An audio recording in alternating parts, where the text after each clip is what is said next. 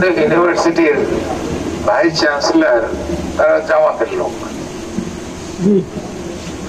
বিভিন্ন কোর্টের ম্যাজিস্ট্রেট বা হাইকোর্টের জাস্টিস নতুন যারা যাচ্ছে সব জামাতের লোক।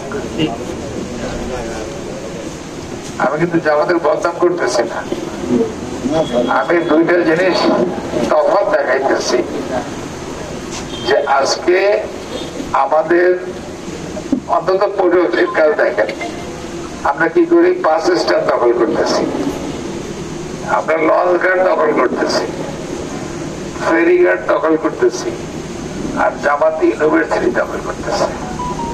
তফাৎ দেখছেন? খালি নেতা হইলেই হবে না, নেতার কোয়ালিটি থাকতে হবে।